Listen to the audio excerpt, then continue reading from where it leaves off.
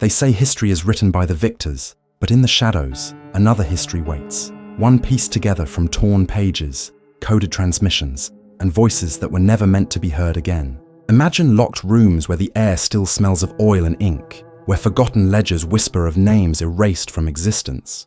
Imagine the silence of vaults where answers lie buried beneath dust, as if the truth itself was sealed in concrete. What if the past we think we know is nothing more than the polished reflection of a mirror, hiding the cracks behind it? In those cracks, something lingers.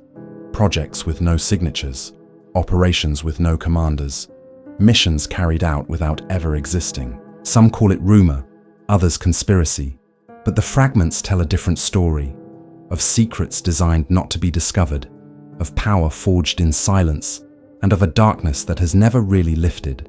Chapter 1. The Forgotten Tunnels of Operation Safehaven. In the spring of 1945, as the Allies advanced deeper into the collapsing Reich, reports began filtering into OSS and Army G2, channels of unusual movements in the Austrian Alps, units from the 42nd and 45th Infantry, divisions pushing through. Salzburg encountered roadblocks that had been fortified far beyond what the war's final days seemed to warrant. Locals spoke in hushed tones of trainloads of heavy crates, sealed with the Reichsadler insignia and a series of coded markings. The name Eisenerz appeared repeatedly in interrogation transcripts, a mining town whose network of tunnels and caverns dated back centuries. Intelligence officers scribbled in their notes that these locations were possibly designated safe haven depots. By late May, with Germany's surrender formalized, these same notations were filed into boxes labeled Operation Safe Haven, a program that was publicly framed as an effort to track Nazi wealth funneled into neutral countries. But the paper trail suggests something else, something buried beneath the mountains. Declassified documents from 1946 show Allied command dispatching small, specialized units to conduct reconnaissance in Austria's Styrian Alps. A report signed by Captain Harold G. Bishop of the 77th Infantry, marked Secret Eyes Only, describes entering a tunnel system near Eisenerz that had been sealed with explosives. After forcing entry, his men found massive reinforced steel doors with the Luftwaffe emblem welded onto their surfaces. Beyond them, Bishop wrote, hallways lead into a lattice of stone-carved galleries containing wooden crates, stacked with a precision not typical of battlefield supply caches.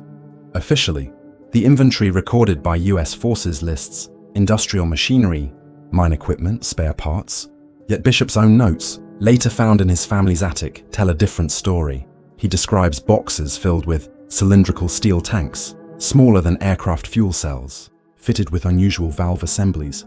Another case allegedly contained bundled sheaves of documents written in both German and Cyrillic characters.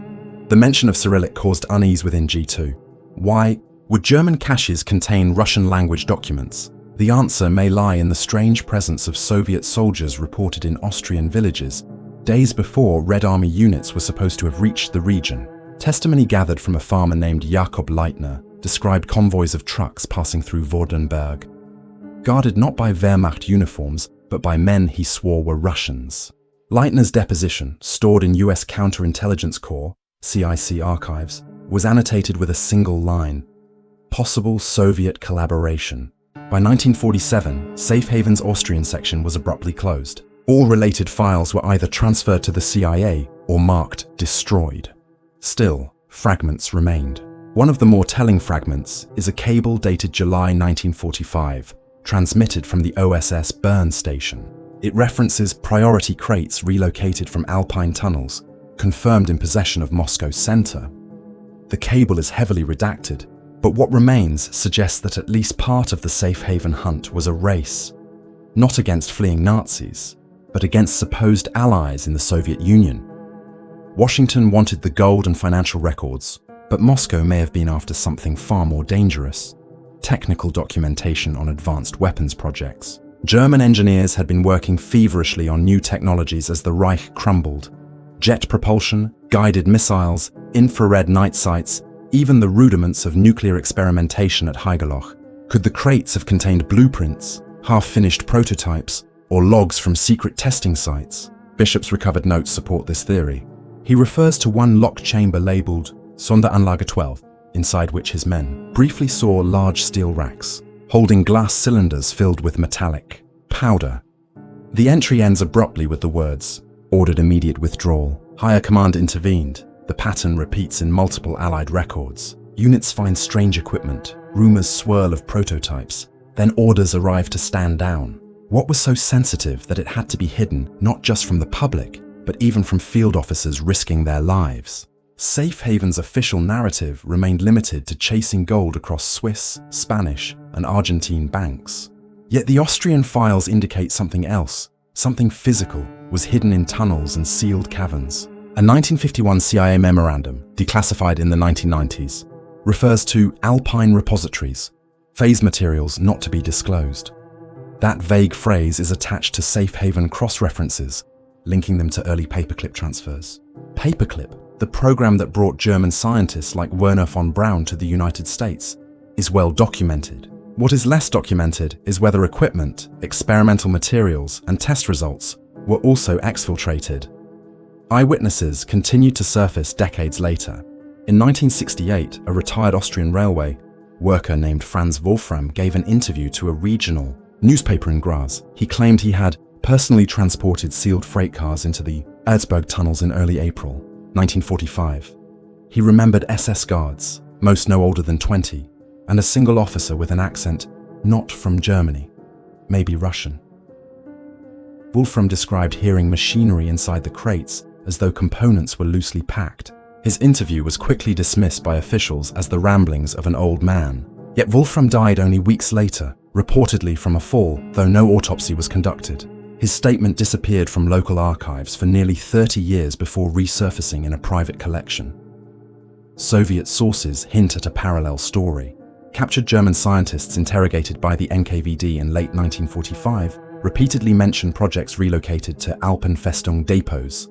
Russian archival material, opened briefly in the 1990s, contains a 1946 note from Lavrenti Beria to Stalin stating, "Shipments secured from Austrian sites. Technical value considerable. Recommend immediate transfer to Kurchatov Institute." The Kurchatov Institute was the heart of the Soviet atomic program. If Beria's note is genuine, then at least some of what Safehaven stumbled upon was nuclear in nature. It would explain the urgency, the secrecy, and the suppression of field reports. By the 1950s, Operation Safehaven had faded from public memory, overshadowed by Cold War crises and overt programs like Marshall Aid and NATO. But within intelligence circles, the tunnels of Austria remained a whisper. Researchers who requested access to the Safehaven files were stonewalled, their inquiries answered with heavily redacted photocopies. When pressed, officials cited continuing national security relevance. The silence became its own answer. What could possibly remain sensitive decades after the war, if not weapons research and proof of Allied collusion with Nazi scientists and Soviet rivals alike? Even today, amateur explorers who venture into abandoned mine shafts near Eisenach sometimes find remnants, rusted steel door frames, collapsed concrete walls with rebar bent inward, signs of intentional demolition. Rumors persist of one tunnel that was sealed by Austrian authorities in 1949, after several children disappeared inside. Locals still tell stories of military trucks coming at night, years after the war, removing crates under tarps before the entrances were blasted shut. No official record of these operations exists, but the oral histories remain stubborn. The story of Operation Safehaven's tunnels is less about treasure than about erasure. A program designed, on paper, to track stolen Nazi wealth instead became the cover for something darker, an Allied struggle to control the Reich's final secrets before they slipped into Soviet hands. Gold could be counted, laundered, traced. Technology could not. If Austria's tunnels held even fragments of Germany's late war weapons research, the incentive to bury the truth would have been overwhelming. Captain Bishop's family donated his private notes to a university archive in 1983. They remain rarely cited, perhaps because they complicate the comfortable narrative of World War II ending with clear victories and tidy trials. Instead, they suggest that the Alps hid more than treasure and that Operation Safehaven was less a cleanup of Nazi gold than a struggle for technological supremacy carried out under a veil of silence. Whatever was sealed in those tunnels, machines, documents, or the evidence of an uneasy cooperation between wartime allies, remains buried in more ways than one. The Alps keep their secrets, and Safehaven's files keep the rest. Chapter 2. The Ghost Airfield at Poltava. On the night of June 21, 1944, Over 150 German bombers tore through the skies above Poltava, a Soviet airfield used by the United States Army Air Forces during Operation Frantic.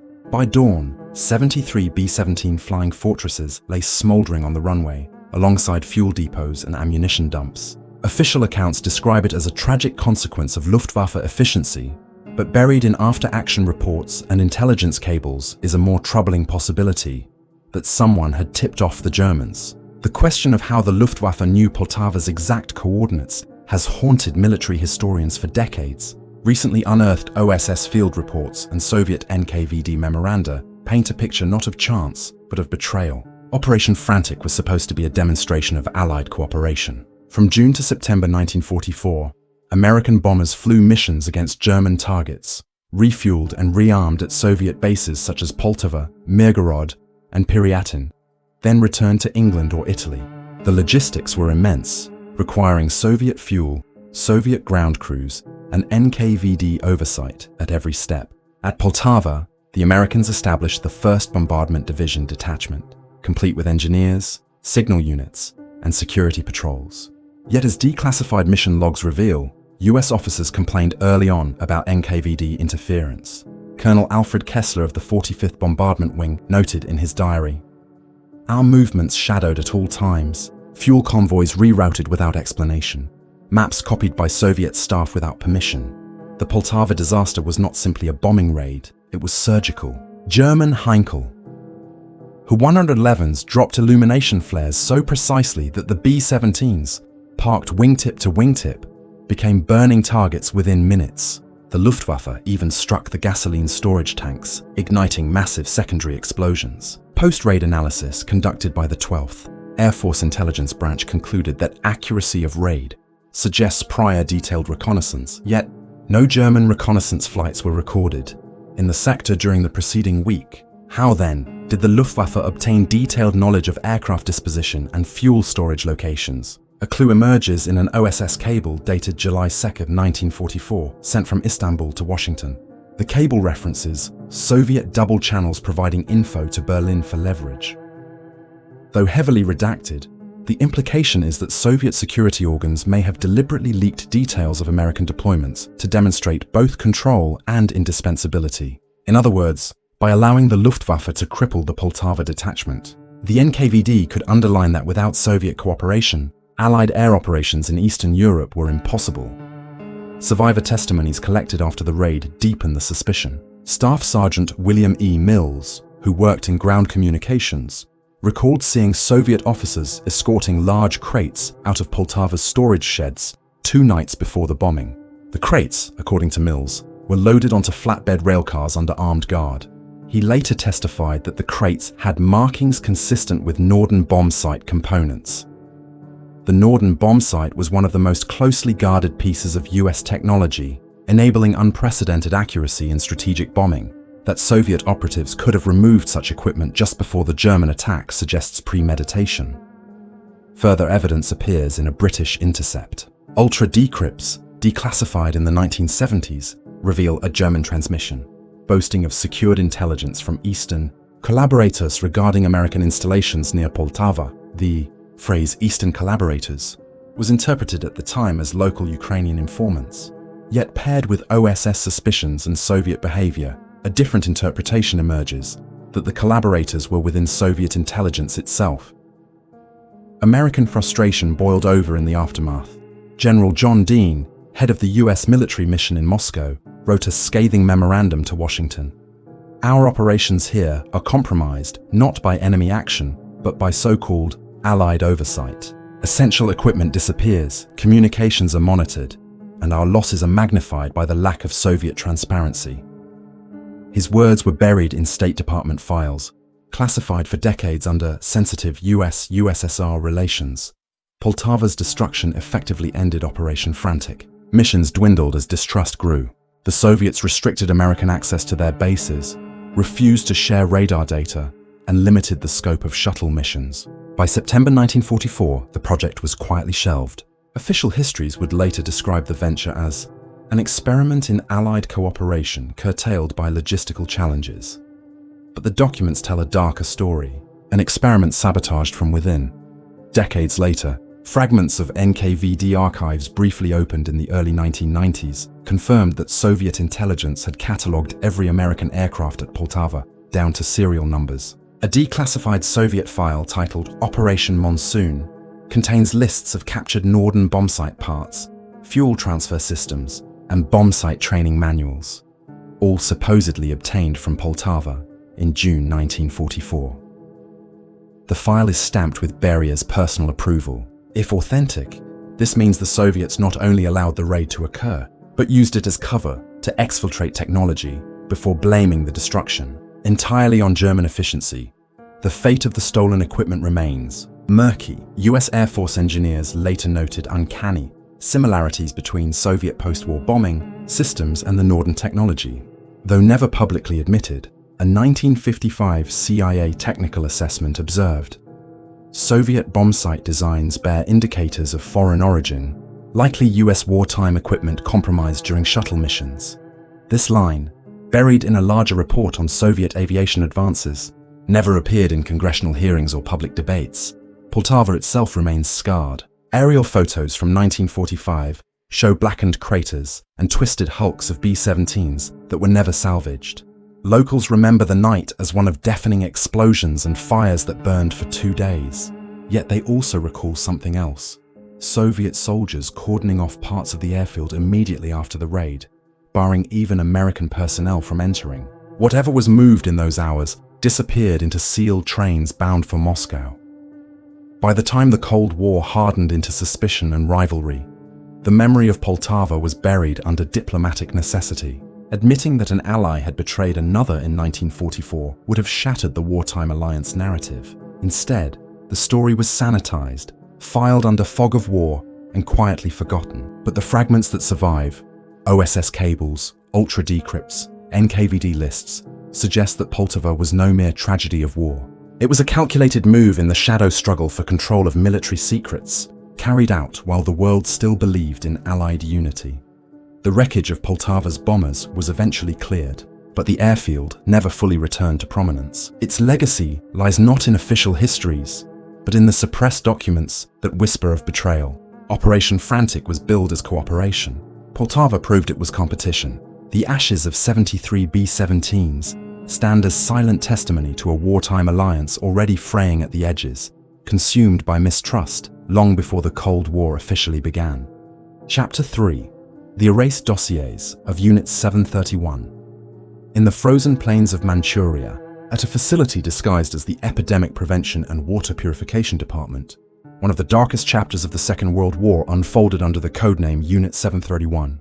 Between 1936 and 1945, this compound near Pingfang was the epicenter of Japanese biological warfare research. Thousands of prisoners, Chinese civilians, captured partisans, and Allied POWs were subjected to experiments designed to weaponize plague, anthrax, cholera, and other pathogens. At the war's end, evidence of these crimes should have come to light in the same way that Nazi atrocities were exposed at Nuremberg.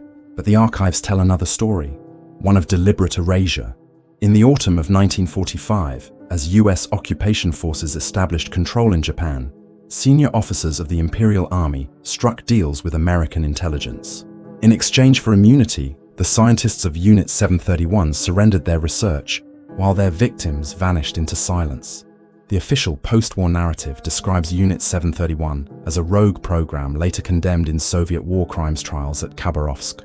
Yet US Army documents, some declassified under the Freedom of Information Act, reveal that in Tokyo, General Douglas MacArthur was briefed extensively on the value of Unit 731's data. A 1947 memorandum stamped "Top Secret, Do Not Reproduce" states plainly, "Data on frostbite resistance, plague aerosolization, and cholera strain manipulation holds immediate military significance.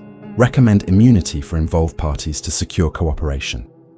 This document, initialed by General Charles Willoughby, MacArthur's chief of intelligence, effectively authorized the cover-up. Instead of facing tribunals, scientists such as Shiro Ishii, commander of Unit 731, disappeared into new roles as advisors to US research programs. The erasure began with paper. Japanese officers burned thousands of files in Pingfang as the Red Army advanced in August 1945. Witnesses described documents piled in courtyards, ignited with gasoline, sending columns of black smoke into the Manchurian sky. Yet not all the records were destroyed.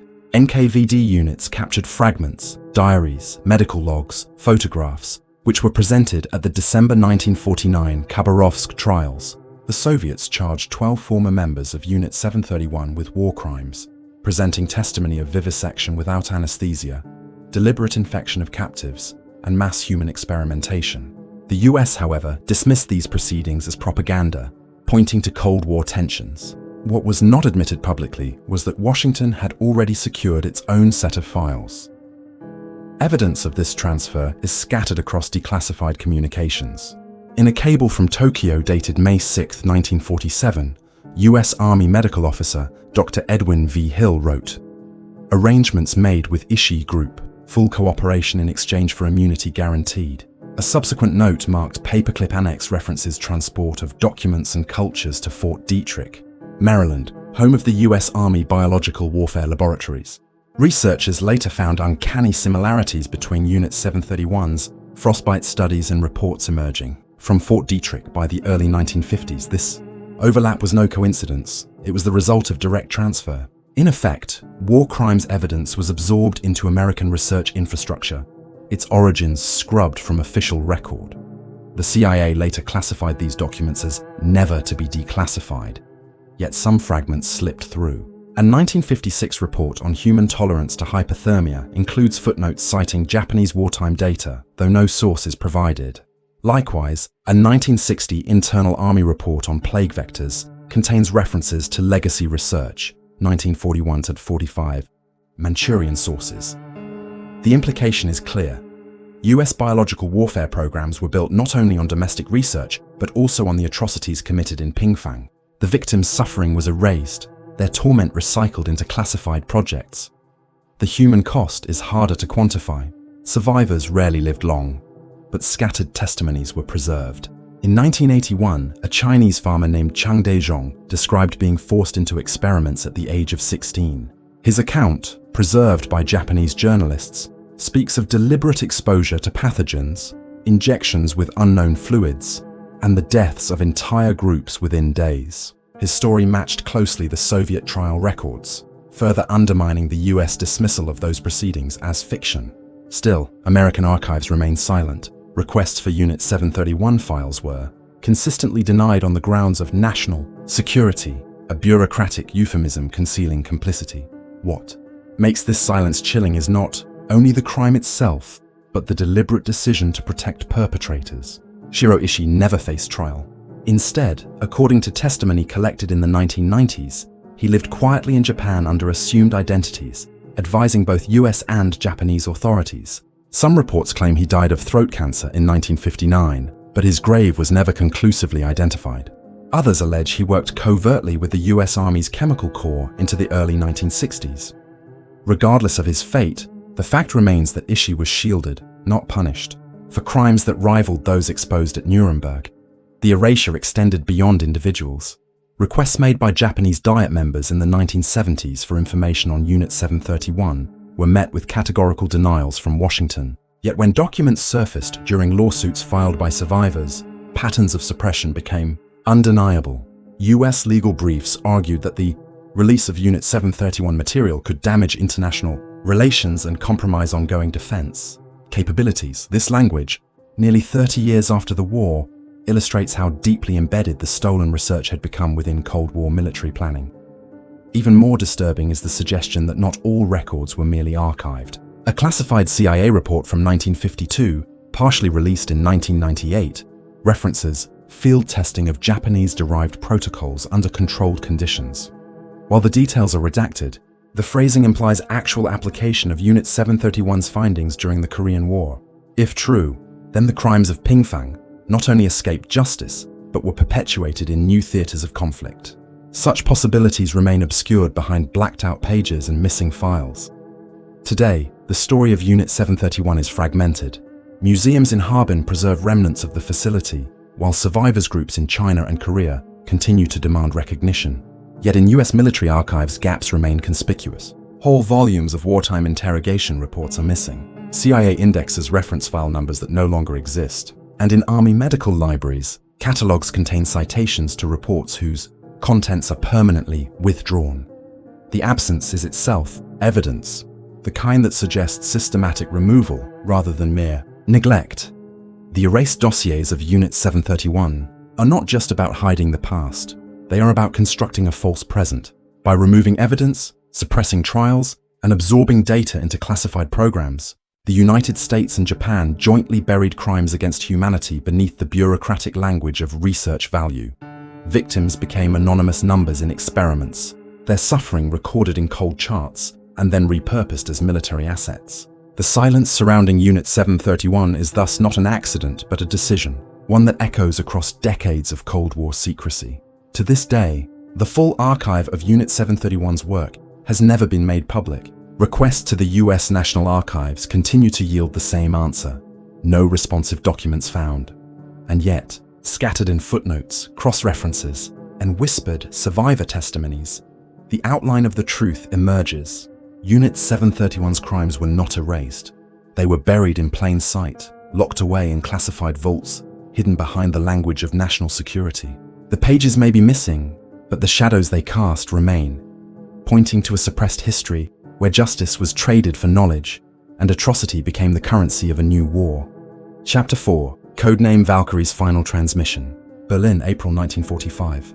The Reich was collapsing, the city encircled by the Red Army, yet deep beneath Tempelhof Airport, German operators sent out one of the last coded transmissions ever intercepted from Hitler's capital.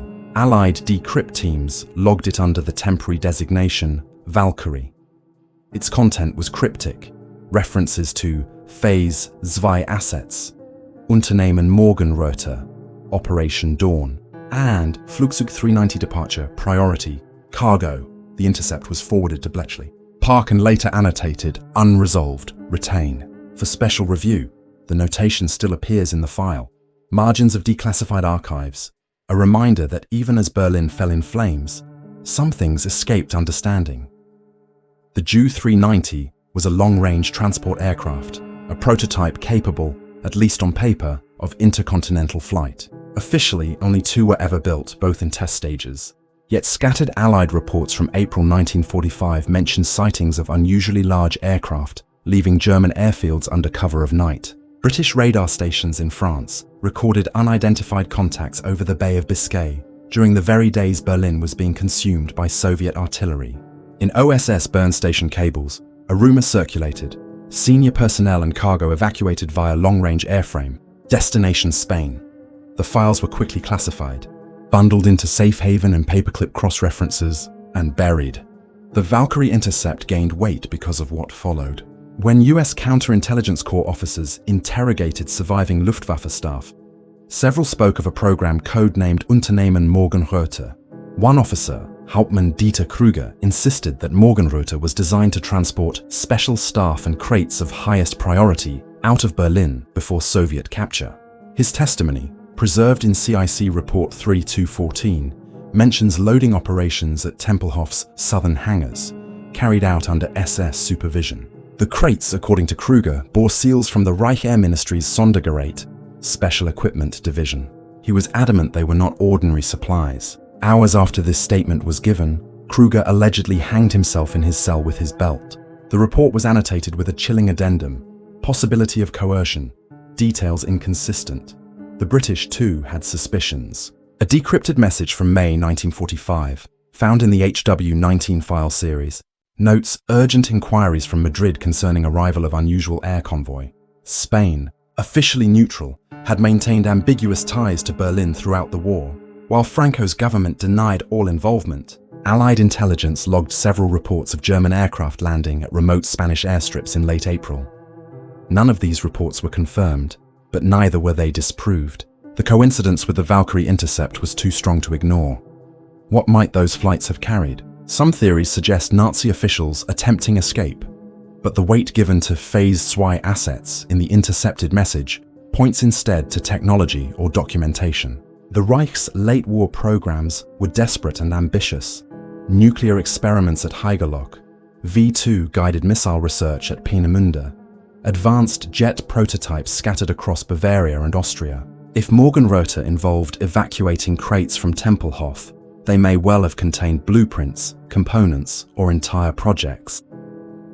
US intelligence had already absorbed scientists through Operation Paperclip, but what if rival Allied services, or even the Soviets, intercepted something before official surrender? Adding to the mystery, an internal CIA memorandum from 1951, partially declassified in the 1990s, refers obliquely to Valkyrie assets relocated, evaluation inconclusive. The file is cross-referenced with paperclip scientist dossiers, but the section detailing contents is missing. A hand-scrawled note in the margin reads, "Consult Air Division safe copy." That copy has never surfaced. When researchers filed FOIA requests, the agency responded that the file had been inadvertently destroyed. Whether accident or design, the result is the same: a gap in the historical record. Tempelhof's underground complex itself fuels speculation. Construction blueprints recovered after the war reveal extensive sublevels beneath the airfield, some never fully explored by Allied engineers. Testimonies from Berliners taken in May 1945 describe convoys of trucks entering Tempelhof through hidden ramps days before Soviet forces seized the area. One civilian, Gertrude Keller, recalled watching from a basement window as men in black uniforms loaded crates onto flatbed trucks under floodlights, guarded by armed soldiers. When she later spoke of it in 1946, her statement was filed under irregular witness testimony and never included in official post-war reports. Soviet archives add their own shadows. In 1991, researchers uncovered a document from the NKVD, dated May 12, 1945, reporting that German aircraft departed Tempelhof with sealed cargo, possible transfer westward. The memo, addressed to Lavrenti Beria, emphasizes that the cargo was non-standard, high strategic importance. Like so many fragments from this period, the document ends without resolution, leaving behind only suspicion. If the Soviets believe something escaped, then both sides of the emerging Cold War had reason to suppress the full story. What makes Valkyrie remarkable is the silence surrounding it. Most wartime intercepts, even if irrelevant, were catalogued and eventually declassified. Valkyrie remains a ghost entry, its context erased, its follow-up missing. Why was it singled out? Why was Morgenröte not listed in any official Allied intelligence summaries? One possible answer lies in diplomacy. Acknowledging that German technology, or personnel, escaped Berlin might have compromised the narrative of total Allied victory. Worse, it might have revealed cooperation with neutral states like Spain, countries whose post-war alliances were too valuable to jeopardize. In 1967, a retired RAF signals officer named Peter Havers gave a private interview to the Imperial War Museum. He recalled personally handling the Valkyrie intercept at Bletchley Park. According to Havers, the original transmission included references to Zielpunkt Barcelona, Target Point Barcelona. His claim, never corroborated by documents, was omitted from official transcripts. Havers died the following year in a car accident. His notes vanished from his estate. If his account was true, the link to Spain becomes undeniable. The fate of the supposed Ju-390 flight remains uncertain. Some researchers suggest it was shot down over the Atlantic, its wreckage swallowed by the sea. Others believe the aircraft landed safely, its cargo dispersed into secret hands. What is certain is that neither the Allies nor the Soviets ever produced the aircraft or its supposed passengers for public view.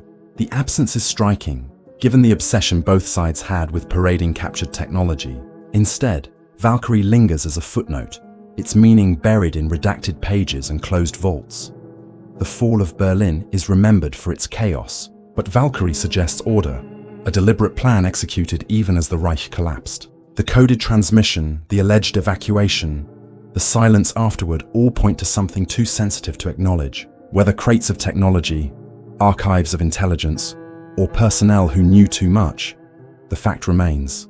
Something left Tempelhof as the city burned.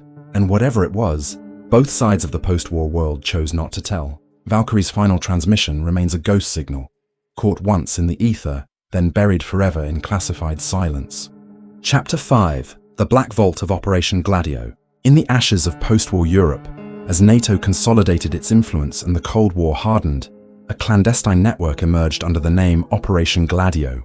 Officially, it was a stay-behind program designed to resist a possible Soviet invasion. Unofficially, the declassified fragments and parliamentary inquiries reveal something darker. A structure not merely defensive, but one that blurred the line between protection and manipulation. Caches of weapons, explosives, and radios were buried across the continent, hidden in forests, barns, and mountain villages from Italy to Belgium. Operatives, trained by British MI6 and the CIA, were recruited into secret cells, their identities hidden even from local governments. To this day, the inventory of what those vaults contained is incomplete, locked away in classified indexes described only as special reserves. The Black Vault refers not to a single cache, but to the archive of files and directives that governed these hidden armies. In 1990, Italian Prime Minister Giulio Andreotti admitted to Parliament that such a network existed under NATO's supervision. Yet the documents he released were selective. Missing were the operational orders, the logs of covert training exercises, and most importantly, the files connecting Gladio to unsolved acts of violence across Western Europe. Italian magistrates investigating the 1969 Piazza Fontana bombing in Milan, an attack that killed 17 and injured dozens, found evidence that NATO-supplied explosives had been used. Yet every request for access to NATO or CIA archives was stonewalled. Witnesses reported that files were lost, destroyed, or retained under foreign custody. The Black Vault swallowed its secrets. Testimonies from former operatives paint a disturbing picture. Vincenzo Vinciguerra, a neo-fascist linked to the 1972 Petiano bombing, told investigators in the 1980s, "You had to attack civilians, the women, the children, the innocent people, because the political authorities could not impose repressive measures without creating tension." His words point to a strategy of tension, manufactured terror designed to manipulate public opinion, justify authoritarian laws, and discredit leftist movements. The Black Vault's missing directives might confirm that this strategy was not rogue extremism, but tacitly encouraged from above. Italian judges pursuing these leads found themselves obstructed, their investigations delayed by ministries citing national security. In one case, a magistrate's office was mysteriously burglarized, the only items stolen being Gladio-related files. The weapons caches themselves provide tangible evidence. In 1972, Italian police uncovered one such cache near Trieste, containing NATO-issue explosives, detonators, and submachine guns. The discovery was initially explained as a Cold War precaution, but when ballistic tests linked the weapons to unsolved assassinations, questions grew. Similar caches appeared in Switzerland, Austria, and Belgium, always stocked with the same type of standardized equipment. In one Belgian case, investigators in the 1980s tied Gladio weapons to the Brabant supermarket massacres, where heavily armed gunmen killed 28 civilians in a spree of violence that was never solved. Each time, inquiries pointed to NATO training manuals and supply chains, yet the official response remained denial. The CIA's role is visible only in redacted cables. A partially declassified document from 1952, labeled Clandestine Stay-Behind Structure, Western Europe, mentions coordination meetings in Paris and London where psychological warfare contingencies were discussed. The phrase is vague, but paired with later events, it suggests that Gladio's purpose was broader than defensive readiness. Belgian parliamentary hearings in 1991 uncovered references to black dossiers, files so sensitive they were stored in vaults accessible only to NATO's Supreme Headquarters Allied Powers Europe, SHAPE. Requests to open those dossiers were denied, citing transatlantic security agreements. The vault remained closed. The culture of silence extended to allies as well. In Germany, declassified Bundesnachrichtendienst (BND) files confirm the existence of stay-behind units, but details on their missions are absent. France admitted to its own Gladio structure, but released no documents. In the UK, MI6 archives related to post-war stay-behind planning are sealed until at least 2045. The pattern is consistent, acknowledgement without disclosure. By admitting Gladio's existence, but withholding its files, governments created an official truth while protecting the deeper reality. The Black Vault is less a physical place than a metaphor for this gap, a deliberate archive of denial. Yet traces of its contents have surfaced. In 1995, a retired Italian colonel provided journalists with a photocopy of an alleged Gladio directive titled Documento 12. It outlined procedures for psychological operations to influence democratic institutions in crisis scenarios. Though its authenticity has never been proven, its language matches phrasing found in NATO's own Cold War manuals. Another leak in 2001 revealed a CIA briefing from the late 1950s advising European partners on paramilitary provocations to counter subversion. These fragments hint that the Black Vault contained not just plans for resistance, but instructions for interference in domestic politics. The consequences were profound. Through the 1970s, Italy endured the years of lead, marked by assassinations, bombings, and kidnappings. Officially, these were the work of extremists from both far-left and far-right factions. Unofficially, magistrates uncovered overlapping trails leading back to Gladio-trained operatives. In Belgium, the unsolved supermarket massacres spread fear that still lingers. In Greece, the 1967 coup that installed a military junta was facilitated by officers linked to stay-behind structures. Each of these events remains murky, their official histories contested. The Black Vault holds the missing answers, the files that connect the dots. Why has the vault never been opened? One explanation is diplomatic. Exposing Gladio's full scope would reveal the complicity of multiple NATO governments in acts of violence against their own citizens. Another explanation is operational. Some of the tactics, methods, and networks established under Gladio may have survived into later counter-terrorism programs, their exposure jeopardizing current operations. The longer the files remain hidden, the more they blur into myth. Yet every declassified fragment points to a reality that is darker than myth, that under the guise of defense, a clandestine war was fought in the heart of Western Europe. Even today, families of victims demand answers. In Milan, relatives of the Piazza Fontana dead still march annually, holding banners that read, "State Massacre, Truth Denied." In Belgium, survivors of the Brabant attacks continue to petition for full declassification of Gladio files. Each time, officials promise inquiries, and each time the results are inconclusive. The vault remains sealed, the truth deferred. Parliamentary commissions conclude with words like insufficient, evidence, or classified for reasons of security. The pattern is as telling as any disclosure. The story of Gladio's Black Vault is not just about hidden weapons or secret armies. It is about the deliberate construction of an official silence, one that allowed violence to masquerade as chaos rather than policy. The vault symbolizes the archive of secrets that states keep not to protect citizens, but to protect themselves. Until it is opened, the bombings, assassinations, and massacres remain unsolved. The victims remain unnamed in official history, and the shadow of Operation Gladio stretches across Europe. A reminder that even in peacetime, war can be waged in secret, its records buried in vaults where the truth is locked away. The curtain falls, the files close, and silence returns. But silence is never empty. Every unanswered question, every redacted line, every vanished name leaves a trail, as though history itself resists being forgotten. Perhaps the greatest truths are not those revealed in archives or testimonies, but the gaps deliberately left behind, the shadows that stretch longer than the facts. The more the story is concealed, the more it demands to be remembered, like a ghost tugging at the edge of memory. Some will say these are coincidences, anomalies, the noise of history, but others will look at the missing pages and hear a different rhythm, one of intent, of design. In the end, what remains is not certainty, but unease, a reminder that the past does not rest quietly in graves or libraries. It waits in silence, hidden in plain sight, daring us to keep searching.